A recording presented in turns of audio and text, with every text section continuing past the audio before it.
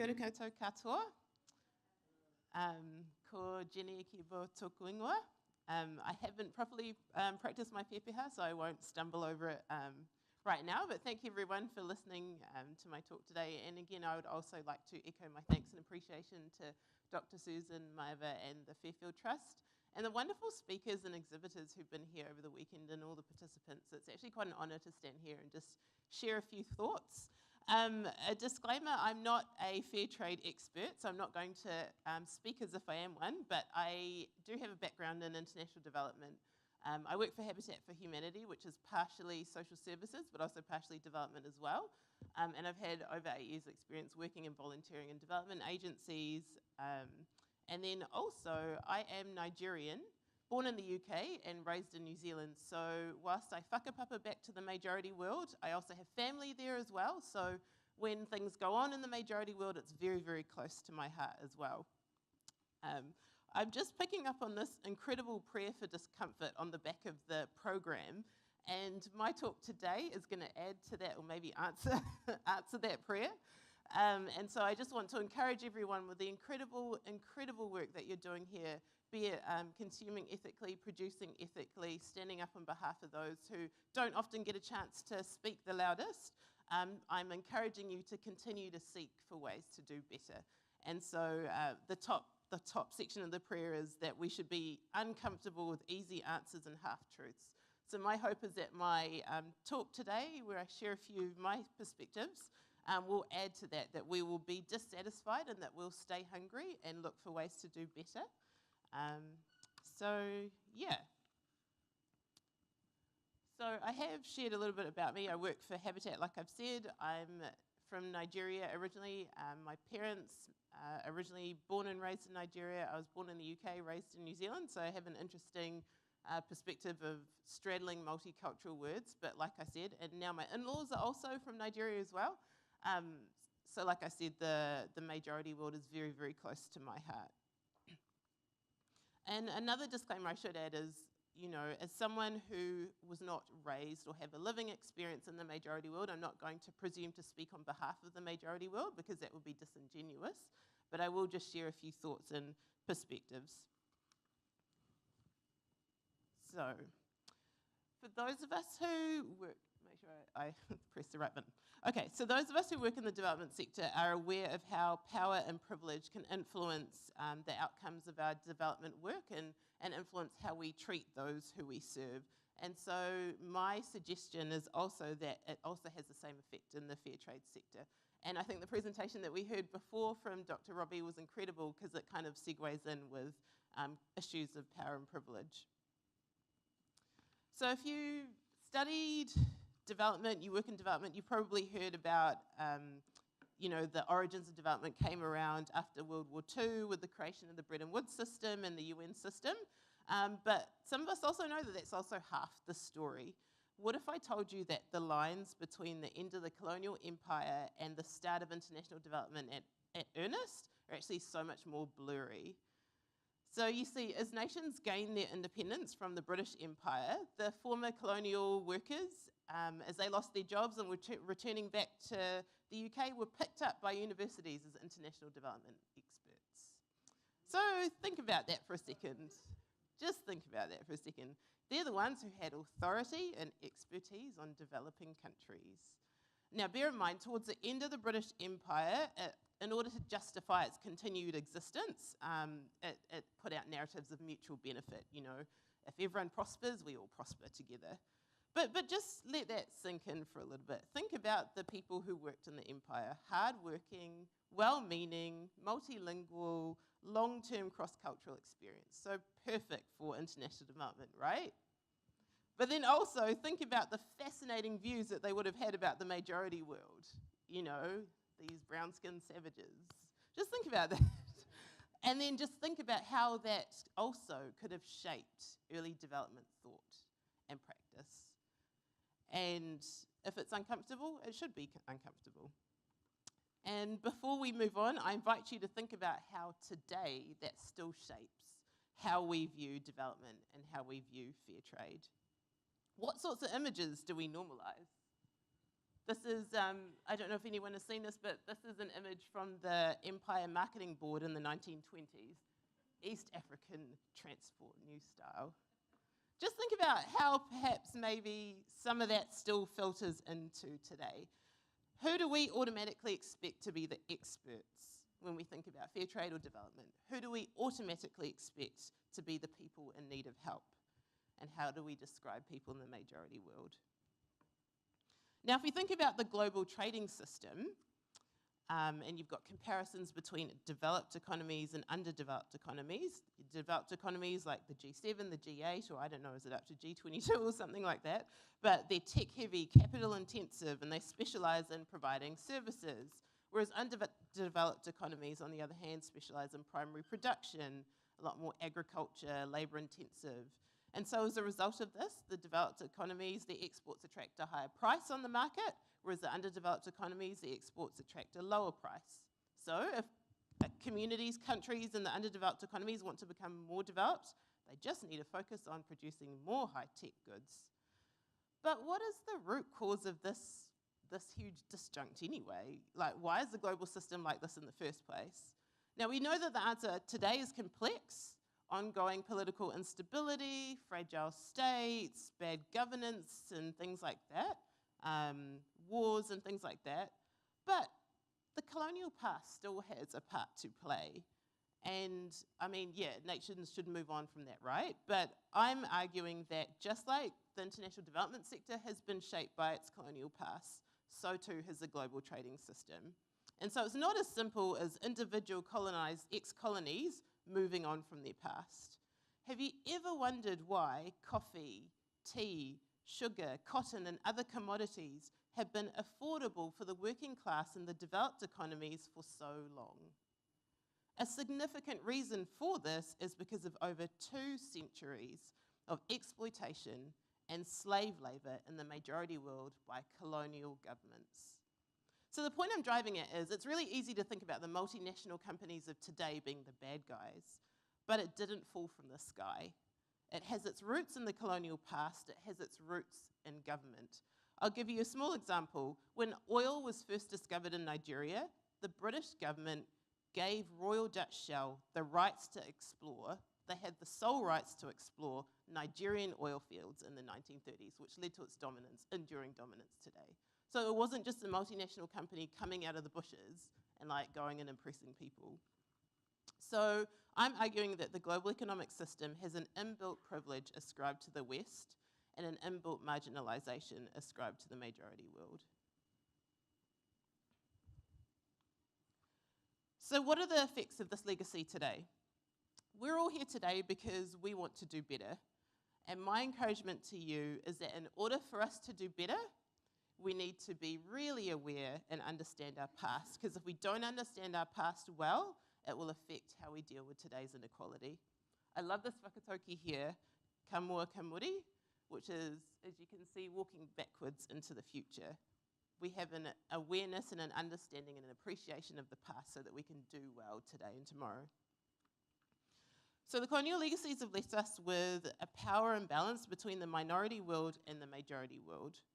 And the main ones of my personal interest are the racial cultural power imbalance and the economic power imbalance. So I'm just going to touch on them briefly today because there's a whole huge, massive topics that you could probably dedicate entire conferences to.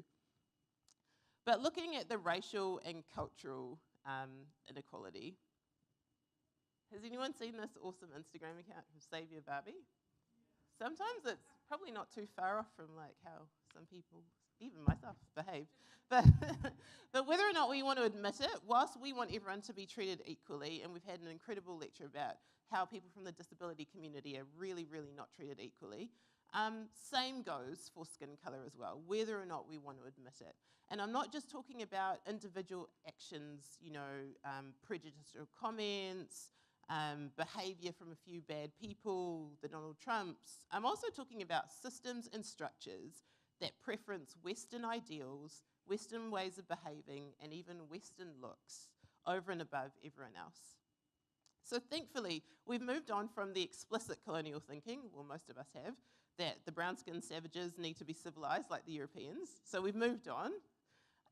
But the ideology still permeates into modern thinking or postmodern or post-postmodern thinking. And we see this through three main things that I'm picking up today. The white man's burden, hence this lovely picture here. And that's the idea that it's the West's responsibility to bring the majority world into modernity rather than partnering, seeing them as equal partners who they know what they want for their communities and they know what will help them get there if we could help to remove some obstacles. There's an idea of the reductive single story, that concept that we focus on the need of people in the majority world and not on the agency, not on the resilience, not on the powerfulness of so many people in the majority world.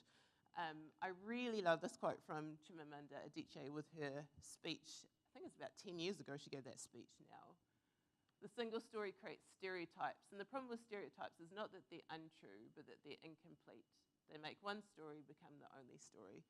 So particularly for people who are from the diaspora, when we see representations of our communities constantly only in need, only famine, only war, it does affect us as well and also affects how we get treated over here. Oh, aren't you so lucky to be in New Zealand? Yeah, love being in New Zealand. Yeah, but the point is that, the single story does have power, and it affects not only how we treat the majority world producers, how other businesses treat the majority world producers, and also how our consumers can think about our majority world producers as well. Their willingness to advocate for fully the issues that our producers are facing will be quite hampered by a single story. Another way that the racial cultural dominance or imbalance shows up is entitlement mentality. I asked you before, who do we expect to be the experts whenever we think about development, And it's fascinating that people who've never lived in extreme poverty their entire lives have all the answers of how to get out of extreme poverty. But yeah, this concept of deserving more respect or deserving positions of power just because of where you come from or the color of your skin. And perhaps we don't demand this, but maybe we enjoy it a little bit too much. And so perhaps we need to think about that.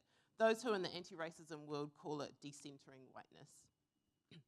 So even the most well-meaning, generous, kind-hearted person, if they proliferate racist stereotypes, it ultimately silences the voices of the majority world and hampers their own efforts to advocate for their needs and desires. So economic power and privilege. So as we've heard quite a bit that the economic system that we live in is very much driven by those who have the economic means to dictate the terms. And whilst it does encourage innovation and entrepreneurial activity, which is fantastic, that in and of itself often doesn't have the answer for what is right and what is just and what is fair. And even within our dearly beloved fair trade system, perhaps there are aspects of it that we need to be mindful of and even see how we can improve.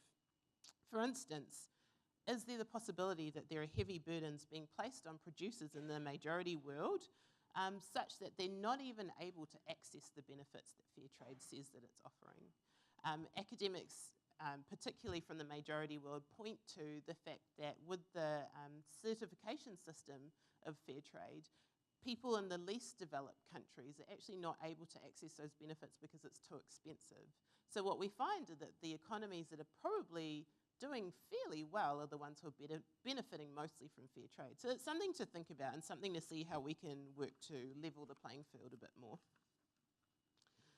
Also, another thing is in the global trading system, how majority world countries, particularly those from the African continent, face that double whammy of high tariffs on their goods as they're trying to access European and American markets, but at the same time they have to compete against heavily subsidized European and American farmers who flood their markets, and then their local economies are not able to compete. So perhaps that's something that we can think about as we advocate for best practice in fair trade. Another question I want us to think about is, because we know that as consumers we have a lot of power, but have we thought about how perhaps the consumer preference is put ahead of the well-being of the majority world producers? It's something to think about. So how can we do better? So I don't have all the answers, but I'll just have a few suggestions. So we know that development work it's super complex. There's so many different things to think about. There's so many unintended effects of trying to do good, and we know that a bleeding heart in and of itself is not sufficient. So the context matters. So the communities that we're working with, how much of the background, the historical background, do we understand? The different power relations at play, the reasons why they're in the position that they are. It's not enough to say, oh, these people are in a particular position, let me jump in. How did they get there in the first place? So working towards a thorough understanding of the social and economic context is really helpful. Asking the why questions. Creating a space for diverse voices. It sounds like this is like a recurring theme, but it's super duper important. And particularly if we're thinking about advocacy at the global scale, are we making sure that people from the majority world are actually represented, physically present in those places to actually do the advocating for themselves? One academic pointed out how there were non-profits who came from the developed world who were signing an agreement with major companies about how to make the trading system more fair, but the people themselves from the majority world weren't even invited to that, and the terms weren't even that great for them. So it's us being cognizant and being mindful that the spaces that we're in are diverse, just like Dr. Robbie has said before. The local economy matters too. So we shouldn't just presume that international trade is the answer. How can we also look for ways to perhaps invest in the local community and the local economy so that that can thrive as well? Because we know that international trade does open countries up to risks and shocks and things like that. Decentering power. So as we go about speaking about our work and speaking about the majority world producers that we're working with, how do we speak about them? Perhaps we need to take ourselves out of the centre. It's not all about us. Actually, it's about forefronting their stories as well. And I think we saw brilliant examples yesterday from Recreate and Karishma Design of how they forefronted the producers and their stories. And it wasn't about, look at me, I'm saving these people. It's these people speaking for themselves, which is what we should continue to be mindful of. Self-reflect. So going back to that prayer of discomfort, we should always stay hungry, and we should always be asking, what are the biases that I have that are perhaps influencing how I behave, how I treat people, how I exclude certain groups of people? And relationships matter. So we're not just talking about institutions and structures, but we're also talking about real people as well. Another thing also with the relationships, and I touched on before, is the diaspora communities. There are diaspora communities of many of the majority world producers that are right here in Auckland. Are we developing relationships with them? When we do our marketing and our communications, are we thinking about how that also can affect them and how engaged or lack of engaged they are in the work that we're doing?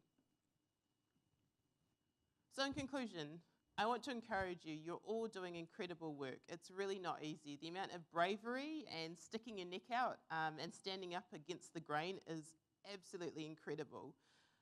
And I just want to encourage you to continue to do that, because the issues that I spoke about, yep, they're systems and structural, and so it can be easy to be like, oh, well, it's just too much, so I'll just go back to drinking regular coffee or something like that. But don't do that. Keep going.